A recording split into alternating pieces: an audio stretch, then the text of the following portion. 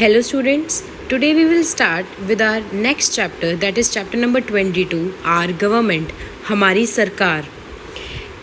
सरकार की क्यों हमें ज़रूरत है and what do you mean by government? What is government? Government is when few people or group of people who rule or control a country.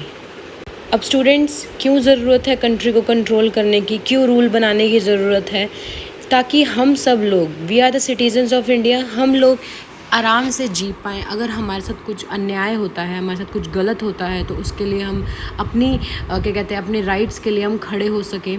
Proper rules and regulations banana he government का main काम होता है, और लोगों को control कर रखना, एक सिस्टम को प्रॉपरली चलाना, वो काम होता है गवर्नमेंट का. अब इंडिया एक बहुत बड़ी कंट्री है जिसके अंदर बहुत सारे स्टेट्स हैं, बहुत सारी यूनियन टेरिटरीज़ हैं, तो इन सबको संभालना एक गवर्नमेंट नहीं कर सकती. एक गवर्नमेंट इजीली सभी स्टेट्स के अंदर काम नहीं देख सकती. तो तभी हमने सेकंड टॉपिक आपका है types of government in India, और यहीं से टाइप्स शुरू हो जाती हैं. क्योंकि हमें क्या करना है, लेवल्स पर डिवाइड कर देना है ताकि हम अपने कंट्रोल को अच्छी तरीके से रूल आउट कर सकें. तो students, there are two types of government in India. First is central, जो सेंटर में काम करती है. सेंट्रल मीन्स जो मेन रूल्स एंड रेगुलेशंस को बनाती है, फॉर्म आउट करती है.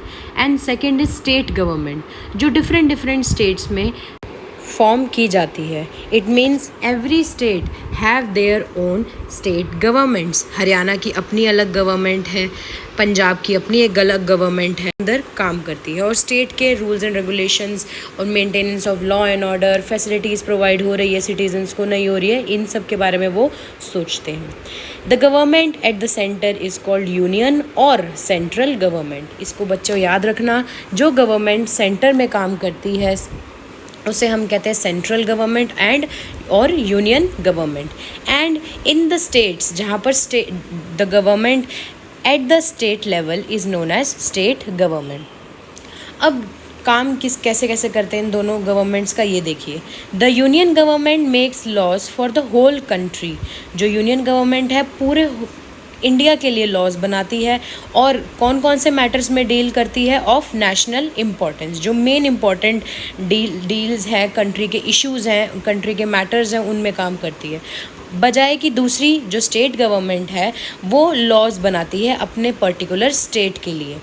इसीलिए हाउएवर बट क्या है, दोनों गवर्नमेंट्स क्या करती हैं, एक साथ काम करती हैं ताकि अच्छी तरीके से लॉज इम्प्लीमेंट हो और पब्लिक यूटिलिटी प्रोवाइड हो, सभी पब्लिक को सर्विसेज मिले.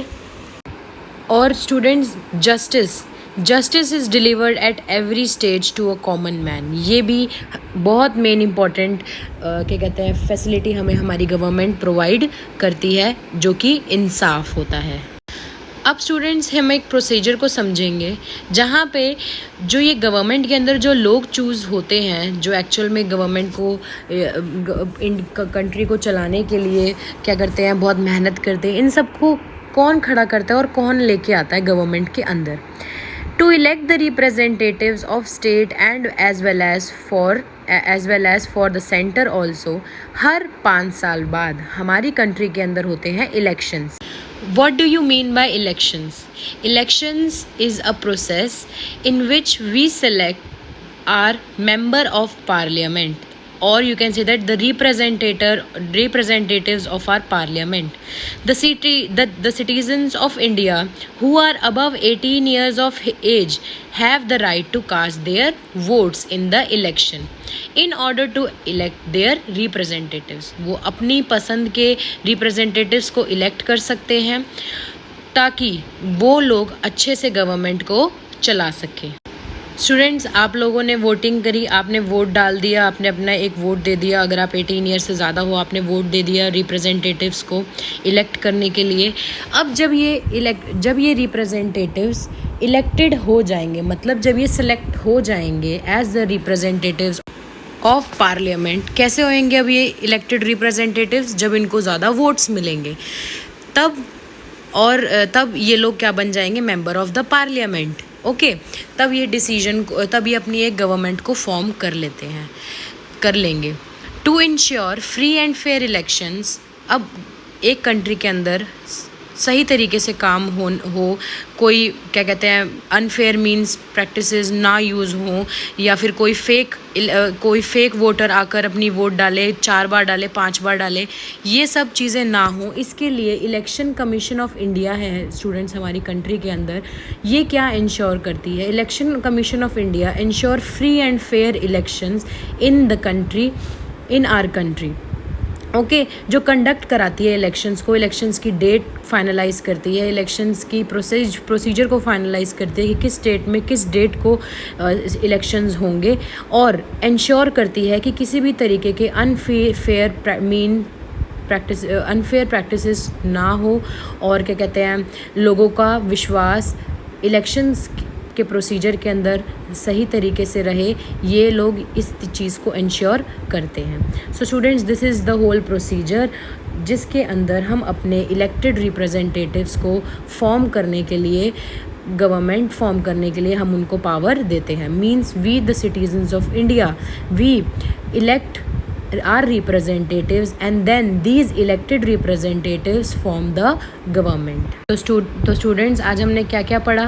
हमने पढ़ा what do you mean by government?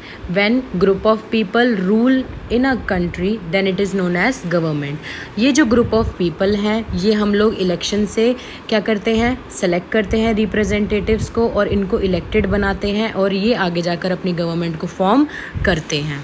Then after that हमने पढ़ा कि हमारी गवर्नमेंट के 2 टाइप्स हैं, सेंट्रल गवर्नमेंट, स्टेट गवर्नमेंट।